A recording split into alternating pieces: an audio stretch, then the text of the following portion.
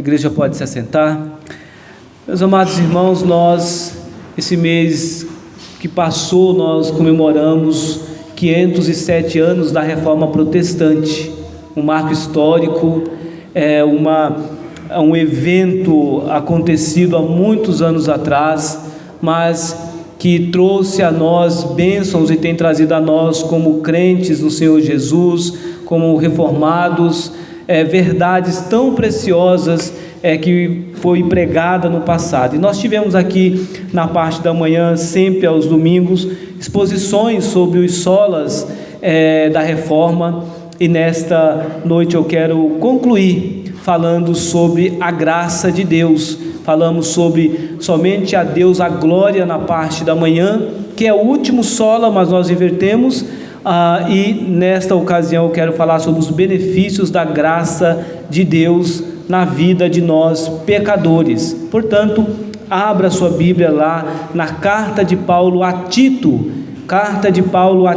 capítulo 2, nós vamos ler a partir do verso 11 até o versículo 15.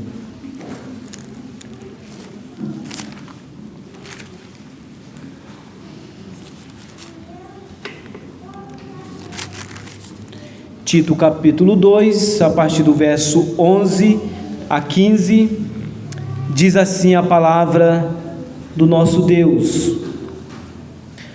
Porquanto a graça de Deus se manifestou salvadora a todos os homens, educando-nos para que, renegadas a impiedade e as paixões mundanas, vivamos no presente século sensata, justa e piedosamente, aguardando a bendita esperança e a manifestação da glória do nosso grande Deus e Salvador Jesus Cristo, o qual a si mesmo se deu por nós, a fim de remir-nos de toda a iniquidade e purificar para si mesmo um povo exclusivamente seu, zeloso de boas obras. Diz essas coisas, exorta e repreende também com toda a autoridade, ninguém te despreze.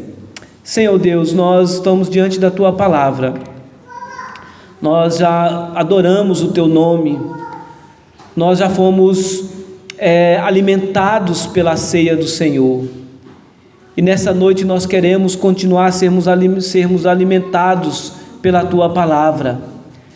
Mas sabemos, ó Deus, que diante do Senhor nós somos tão incapazes, limitados, carecemos, ó Deus, da Tua ajuda, para que por meio da iluminação do Teu Espírito, as verdades da Tua palavra sejam claras, não só ao nosso entendimento, mas que desça de uma forma desafiadora aos nossos corações. Edifica-nos, porque nós viemos para isso, nós viemos para ouvir o Senhor falar, e que possamos sair nessa noite, orientados por Ti mesmo, maravilhados pela Tua palavra. É no nome de Jesus que nós Te suplicamos. Amém. Irmãos, uma das doutrinas ou um dos temas trabalhados na Reforma Protestante, hoje nós na escola dominical houve até uma pergunta em relação a isso, quando Martinho Lutero, e os irmãos sabem disso, quando Martinho Lutero então começou um movimento, apregoou ali as 95 teses, o seu propósito maior nós sabemos que era combater as indulgências que estavam acontecendo ali naquele período da igreja, a venda de perdão, o ensino de que era possível comprar o perdão dos pecados, e não só comprar o perdão dos pecados seu, mas também o perdão do seu parente, daqueles que já morreram. Você então teria condição de pagar até mesmo adiantado pelo pecado que você iria cometer, sei lá, daqui a um tempo, mas você já poderia se assegurar de que aquele pecado que você cometeria já estava pago, já estava liquidado, portanto, diante de Deus. Dessa forma, então, Lutero se levanta mostrando, portanto, que a salvação, o perdão dos pecados não era um valor, não era uma questão monetária, mas que o perdão custou algo muito caro, sim, mas custou a morte de Jesus Cristo na cruz do Calvário. O próprio Lutero, que outrora já tinha vivido com esse dilema de achar que por meio dos sacrifícios que ele se autoflagelava, era que ele conseguiria ter o perdão, que ele conseguiria, portanto, aplacar a ira de Deus contra a vida dele, e Lutero então ter uma vida de consciência tranquila na presença do Senhor. Mas quando ele se debruçava sobre as Escrituras, ele é despertado, texto lido, porque Martinho Lutero, além de um monge, Martinho Lutero tinha uma função de ensinar, era um professor da língua grega, especialmente do Novo Testamento, e talvez por tantas vezes passando nos textos bíblicos, e até mesmo no texto que o despertou para a doutrina da salvação, da justificação, é que o Senhor então abriu os olhos de Lutero e ele pôde entender que a justificação não era por meio dos sacrifícios, que a justificação não era por meio do autoflagelo, mas sim que uma vez que ele cresce na obra suficiente de Jesus Cristo, ele teria sim com certeza o perdão dos pecados. Logo então, Lutero vai lembrar que a salvação é de graça, a salvação é gratuita, não há nada que o pecador possa, portanto, acrescentar ou cooperar com a salvação. Obviamente, nós cooperamos no processo de santificação, mas no processo de salvação nós somos totalmente passivos, nós sofremos totalmente esse ato santificador nas nossas vidas. Nós vivemos, portanto, talvez um período em que esta doutrina, este ensino acerca da doutrina da graça, dos benefícios da graça, deveria ser cada vez mais enfatizado nos nossos dias, porque podemos perceber, e é notório, você certamente conhece tantas pessoas que vivem debaixo de um sistema em que essas pessoas são ensinadas que elas fazem acontecer a salvação, que a salvação é meritória, que portanto eu estou a cada dia, se eu vou para a igreja porque eu vou em busca da minha salvação. Não sei se você já ouviu alguém um dia dizer isso: eu estou indo à igreja porque eu estou em busca da minha salvação, quando na verdade o apóstolo Paulo vai dizer, especialmente lá em Filipenses, que nós não buscamos a salvação, nós vivemos a salvação.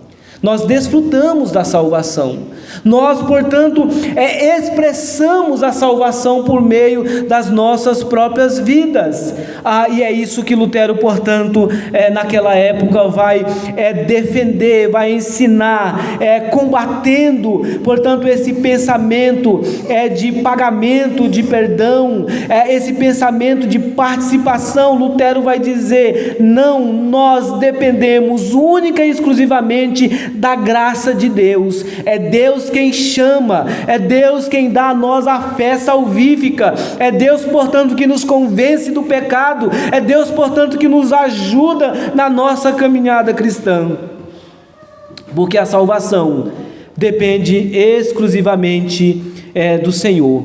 Tem um livro, eu já tive a oportunidade de ler algumas vezes esse livro, do autor Michael Horton, em seu livro As Doutrinas da Maravilhosa Graça, quando ele diz que o cristianismo popular praticado por muitos evangélicos é fortemente influenciado pela cultura pós-moderna, que traz em seu bojo as marcas da oposição a Deus em favor da pretensa valorização do ser humano. Nós chegamos a ver quando falamos do movimento iluminista, onde o iluminista renascentista apregoava essa ideia de que o homem ele é o centro de todas as coisas, tira Deus do centro e agora nós vamos colocar o homem no centro de todas as coisas. O que importa não é aquilo que está revelado, o que importa é o que o homem homem deseja, quais são os anseios do seu coração, quais são os anseios da sua vida. Logo, a antropologia, ou seja, o estudo do homem, que se tornou cada vez mais importante, e não o estudo acerca das verdades referente ao próprio Deus, ao nosso Senhor e Salvador Jesus Cristo. Aí nós nos deparamos com esse texto, onde o apóstolo Paulo então fala dos benefícios da graça de Deus na vida daqueles que se rendem ao Salvador Jesus Cristo. E se você observar, você vai perceber que uma primeira verdade que nós vemos destacado no texto é que Paulo diz que a graça de Deus nos educa. Paulo vai dizer que a graça de Deus ela é pedagógica na vida do povo dele, ou seja, nas nossas vidas como povo de Deus.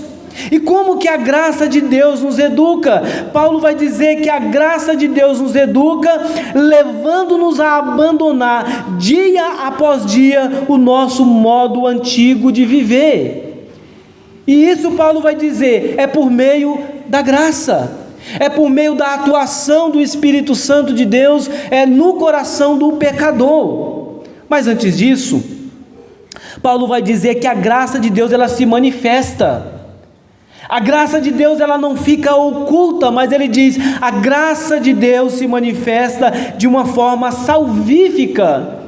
Mas ela se manifesta de uma forma salvífica a quem? A todos os homens. Mas de que forma é essa manifestação? Porque se nós não observarmos os versos, o capítulo anterior, o capítulo posterior, se nós não olharmos para o contexto desse texto, nós vamos dizer, então os que defendem o universalismo estão corretos, que vão dizer o seguinte, no final de tudo, não importa o que aconteça, no final de tudo todos serão salvos, porque ela se manifesta a todos os homens.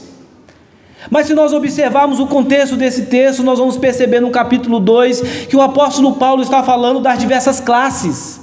Paulo fala dos deveres das diversas classes de pessoas de crentes. Paulo fala da classe mais letrada, da mais inculta. Paulo fala dos patrões, mas ele fala dos empregados ou dos colaboradores dos nossos dias. Ele vai falar de servos, de senhores, ele vai falar de mestres. Então quando Paulo fala dessas classes diversas que existem na sociedade, ele portanto começa o verso 11 dizendo, porquanto, ou seja, sendo assim, dessa forma, desta maneira, concluindo o seu ensino, a graça de Deus se manifesta em todas as classes.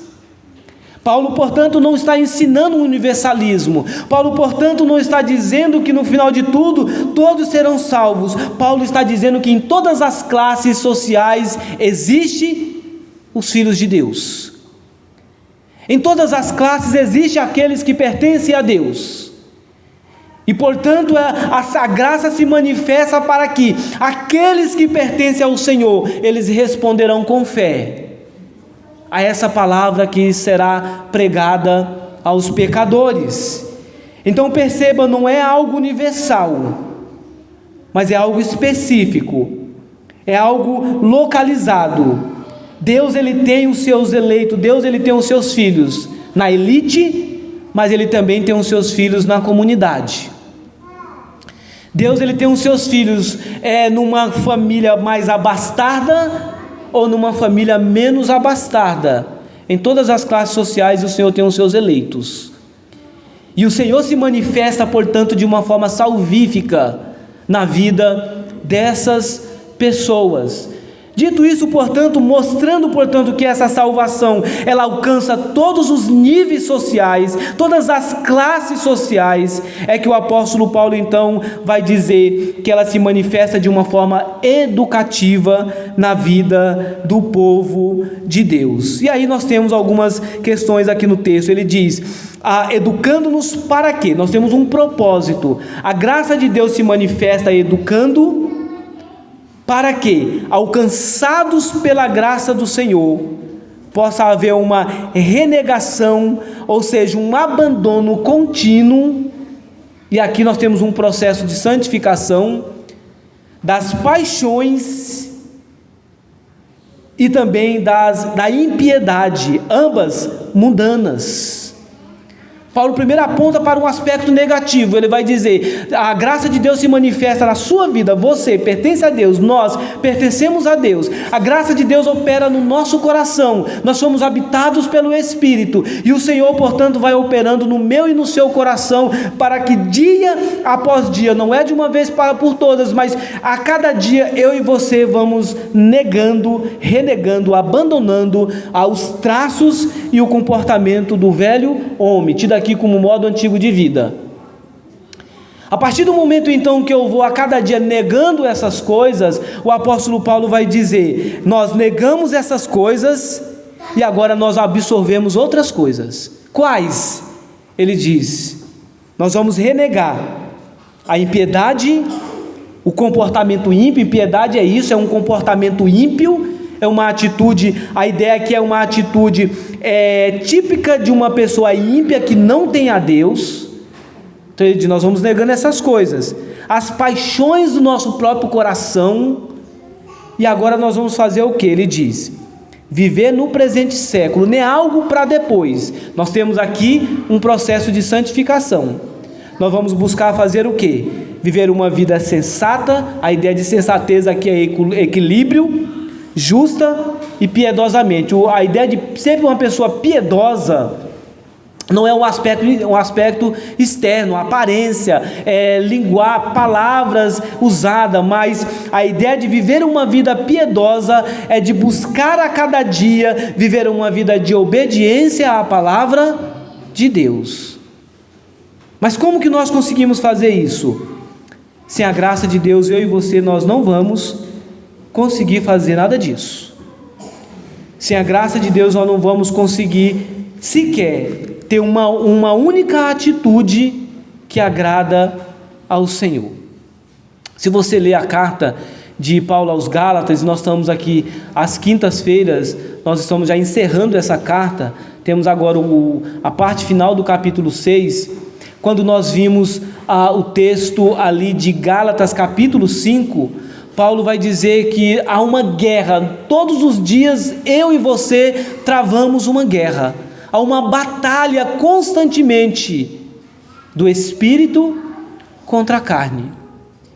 Todos os dias Paulo está dizendo, todos os dias eu e você devemos entender que se nós acordamos, nós temos uma guerra a ser travada contra a nossa própria vontade, contra a nossa natureza pecaminosa. E essa batalha nós só vamos conseguir obter vitórias se houver constantemente uma vida de humilhação, de dependência, se houver o entendimento de que, se não for a graça do Senhor nos educando, se manifestando na minha vida, se não for a graça do Senhor agindo na sua vida, nós não vamos conseguir viver uma vida de santificação. Nós não vamos conseguir viver uma vida que agrada a Deus. Mas louvado seja Deus, porque o Senhor se manifesta de uma forma graciosa na vida do seu povo, nas nossas vidas, e podemos, portanto, assim, experimentar a ação graciosa, o favor imerecido de Deus nas nossas vidas. Essa é a ideia de graça. O Senhor, então, de forma graciosa, Ele nos educa, Ele nos ensina, Ele nos corrige. O Senhor, portanto, nos coloca no caminho correto novamente. O Senhor, portanto, nos leva a cada dia olhar para a nossa condição e entender que nós precisamos todos os dias buscar essa vida de renegação, de renúncia daquilo que é a nossa própria vontade. E isso só é possível por meio da graça de Deus. Mas nós vemos aqui que Paulo continua dizendo que a graça não só nos educa de forma que venhamos a cada dia a negar, a buscar negar a cada dia os traços de impiedade do velho homem nas nossas vidas, mas o apóstolo Paulo vai dizer que a graça do Senhor, ela também nos conduz a aguardar com esperança a volta de Cristo, com expectativa. Mas antes disso, Calvino vai dizer que a graça de Deus nos instrui a ordenar nossas vidas corretamente, começando pela renúncia da nossa forma anterior de vida, ou seja, olhando para a graça de Deus, o Senhor vai nos moldar, o Senhor vai nos transformar a cada dia. Não é sem sentido que há uma frase, até mesmo em algumas camisetas e até mesmo em evangelização, é que nós estamos em obras. A obra incomoda, não incomoda? Acho que ninguém gosta quando está fazendo uma obra dentro de casa, principalmente se você está morando dentro dela, porque você precisa tirar uma coisa. Imagina as mulheres principalmente, tira uma coisa daqui, termina algo, depois você coloca de volta, e no outro dia você vai ter que tirar tudo de novo, até terminar essa obra. É isso que Deus está fazendo conosco. Nós estamos em obras, e a atuação educativa do Senhor nas nossas vidas, muitas vezes nos incomoda, porque nós não queremos deixar o nosso antigo modo de vida, nós não queremos deixar nossas práticas de outrora, mas uma vez que nós estamos em Cristo, nós somos constantemente confrontados, para que sejamos moldados segundo a vontade do Senhor. Mas não somente isso, o texto vai dizer que a graça nos conduz a aguardar com expectativa e esperança a volta do Senhor. Observemos o verso 13, como o texto vai assim nos dizer: aguardando a bendita esperança e a manifestação da glória do nosso grande Deus e Salvador, Jesus Cristo. Quem está em Cristo tem expectativa, quem está em Cristo tem esperança, e é isso que o texto está nos mostrando. Paulo, portanto, vai falar justamente disso, vai mostrar para o jovem Timóteo que ele deveria instruir a igreja de Creta, porque ele está escrevendo a Timóteo, que estava ali na ilha de Creta, uma igreja recém-organizada, que eles deveriam, portanto, nutrir no coração, uma vez que eles estavam em Cristo, esperança, expectativa. Não é um aguardar, portanto, pesaroso, não é um aguardar incerto, mas ele vai dizer, aguardar com esperança a volta do Senhor. E isso, portanto, é de uma forma contínua. Se essa expectativa estava presente no tempo do apóstolo Paulo, no tempo das igrejas na qual Paulo escreve as suas cartas, essa expectativa ela precisa estar maior nos nossos dias. A Bíblia diz que nós devemos aguardar novos céus e nova terra. E esse aguardar deve ser com expectativa, deve ser nesse sentido. Sim, a palavra ansiedade, ela tem uma conotação positiva, com ansiedade, com um coração desejoso, portanto, daquele momento que nós vamos estar, portanto, com o Senhor. Veja que essa expectativa ela é escatológica, essa expectativa fazia parte do pensamento e da vida do povo da igreja primitiva. Essa expectativa fazia com que eles trabalhassem, com que eles servissem ao Senhor de forma perseverante, de forma a pregar as boas novas de salvação. Quando nós olhamos especialmente para esse verbo aguardar, seu sentido na língua grega é justamente a ideia de você aguardar com expectativa intensa, de você estar esperando algo não apenas de forma estática, mas você está com tanta expectativa, com tanta ansiedade, que o teu coração ele é levado a se alegrar, ele é tomado por um sentimento de alegria, com um sentimento de contentamento, porque você olha para o futuro e a ideia eu quero dar boas-vindas a esse futuro, eu quero dar boas-vindas a esse período em que o meu Redentor retornará para buscar a sua igreja. Esse é o sentimento que a igreja do Senhor deve ter. Esse deveria ser a expectativa nossa todos os dias. Esperar, não de qualquer forma, mas com uma expectativa intensa. E é por isso que Paulo chama de bendita esperança. É por isso que ele usa essa palavra, que no Sermão da Montanha é bem-aventurado. Aqui ele usa a esperança bendita, que pode ser traduzido como bem-aventurado. É a bendita esperança, a abençoada esperança do retorno do Salvador.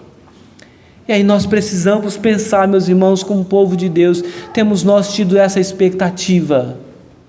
Temos nós tido essa expectativa escatológica de que eu aguardo a vinda do meu Salvador. Eu aguardo a vinda do meu Salvador, eu aguardo o retorno do grande Deus, e ele usa essa expressão aqui, a manifestação do nosso grande Deus e Redentor Jesus, porque a nossa esperança, ela está fundamentada na palavra de Deus. Paulo vai dizer isso lá em 1 Timóteo, que Cristo é a nossa esperança.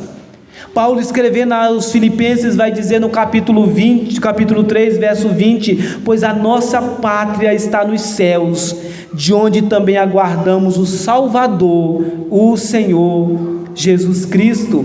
O apóstolo Pedro, na sua primeira carta, capítulo 1, verso 13, ele vai dizer: por isso, cingindo o vosso entendimento, sede sóbrios, e esperar inteiramente na graça que vos está sendo trazida na revelação de Jesus Cristo. Paulo vai dizer, é preciso aguardar com expectativa, e a graça de Deus nos instrui a esperar tão somente em Cristo. Deste modo, a nossa esperança, ela não está depositada no aqui, no agora, mas a nossa esperança está depositada na eternidade, na eternidade, pois as Escrituras afirmam que se esperarmos somente nessa vida, somos os mais miseráveis de todos os homens. A razão pela qual a esperança é bendita é porque essa esperança está alicerçada em Cristo, nas promessas contidas na palavra de Deus. Em outras palavras, Paulo está dizendo, a volta de Cristo deve causar em nós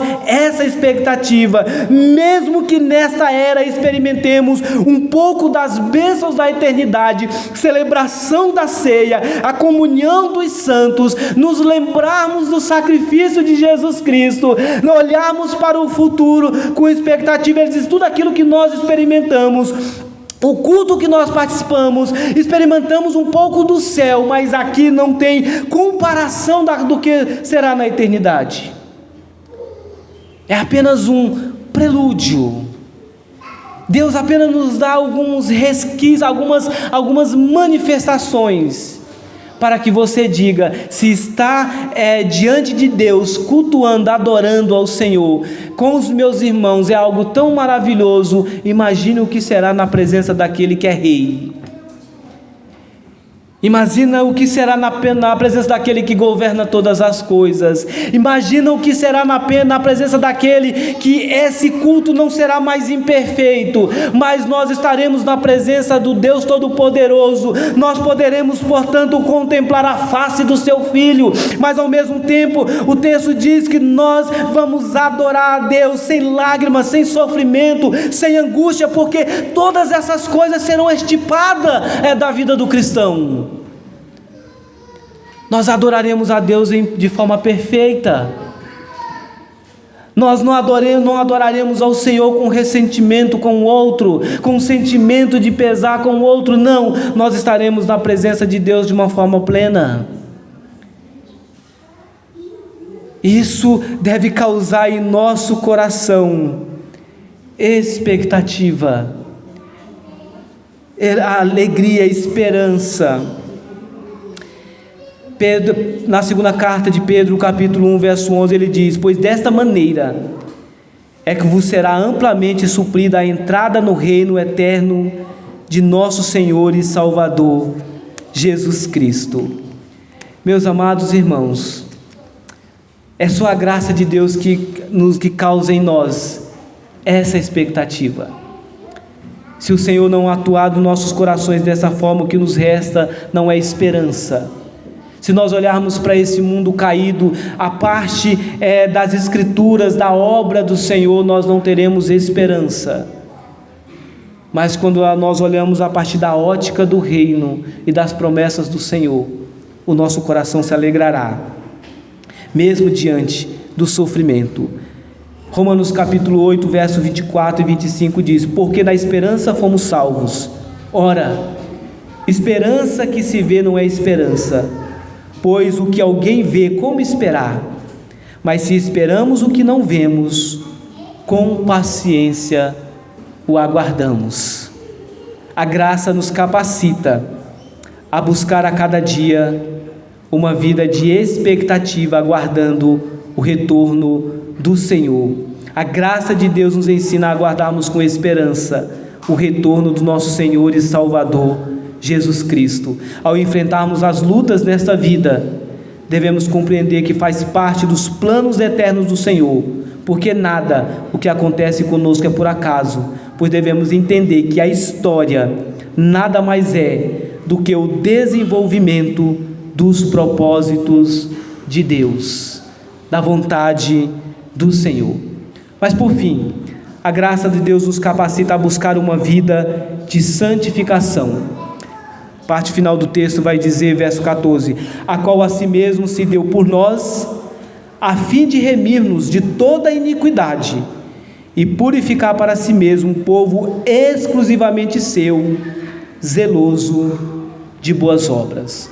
Fomos salvos em Cristo para buscarmos uma vida de santificação. O verso 14 nos diz que o Senhor deu a si mesmo por nós, a fim de nos remir de toda a injustiça. E o apóstolo Paulo então introduz aqui uma conjunção: para quê? Propósito. O Senhor, portanto, quer que a cada dia haja uma vida de redenção, quer nos redimir de toda a iniquidade, purificando para si mesmo um povo exclusivo. A ideia de remir aqui no texto é de libertar mediante o pagamento de um resgate, e foi isso que Cristo fez na cruz do Calvário.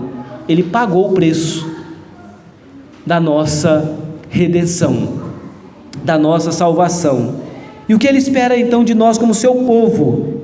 Que nós busquemos a cada dia viver uma vida de renúncia das nossas iniquidades, das nossas próprias vontades. Iniquidade aqui significa desregramento, e purificar aponta para limpar. Isso é um processo. Então ele vai dizer que a graça de Deus nos educa para que nós possamos o quê? A cada dia sofrer essa limpeza de Deus em nossas vidas. Não é de uma vez por todas, é um processo na vida do povo de Deus, mas que deve acontecer. Portanto, Paulo vai dizer para a igreja, para os crentes da ilha de Creta: esses são os benefícios da graça. A graça nos educa, a graça de Deus nos dá esperança, a graça de Deus nos capacita para que busquemos uma vida de santificação. Tudo isso a partir da graça, do favor de Deus. Não é mérito nosso, mas é o Senhor atuando no nosso coração, nas nossas vidas, dia após dia, para que nós vivamos uma vida que honre, que glorifique o seu santo nome. Nessa noite nós podemos sair daqui com esse sentimento de alegria, com esse sentimento de gratidão. Senhor, muito obrigado, porque se eu posso declarar que eu creio piamente na vida eterna, não foi porque a minha capacidade ou a minha pretensa ação fez isso na minha vida, mas porque eu entendo que eu dependo completamente da graça do Senhor. Sirva a Deus com expectativa. O povo de Deus deve ter expectativa, o povo de Deus deve ter esperança, o povo de Deus deve ter um coração a cada dia nesse sentido de ansioso, de ter mais momentos com Deus, comunhão com Deus. O povo de Deus é o povo da esperança, é o povo que traz uma mensagem que aponta para um futuro glorioso. O povo de Deus é aquele que fala de vida, é aquele que fala de transformação. O povo de Deus é aquele que fala de expectativa. O povo de Deus não é um povo pessimista, o povo de Deus não deve ser um povo rancoroso, o povo de Deus não deve ser um povo amargurado, mas o povo de Deus deve ser um povo alegre, esperançoso, um desejoso de sofrer em si o processo de santificação, mas ao mesmo tempo ser instrumento de Deus para que outras pessoas também tenham essa expectativa. O povo de Deus é um povo que se alegra na presença do Rei. O povo de Deus é um povo que tem experimentado um pouquinho do céu, um pouquinho da eternidade, mas que nada se compara ao que nós vivemos aqui, o que vai ser com Cristo na Jerusalém celestial. Que Deus nos ajude, meus amados irmãos, a termos essa expectativa, Que Deus nos ajude a cada culto, a cada momento, quando o teu coração pairar o sentimento de desânimo, você se lembre, cultuar a Deus é experimentar, é o prelúdio daquilo que será na eternidade. Eu vou adorar aquele que vive, eu vou adorar ao Redentor da minha vida, eu vou viver o propósito dele para mim, que é de glorificar o seu santo nome. Que Deus nos ajude a termos essa expectativa, essa esperança, e que Deus nos ajude a cada dia sermos educados pelo próprio Deus, para que vivamos de acordo com a vontade dele mesmo, em nome de Jesus. Nos coloquemos de pé, vamos orar ao Senhor.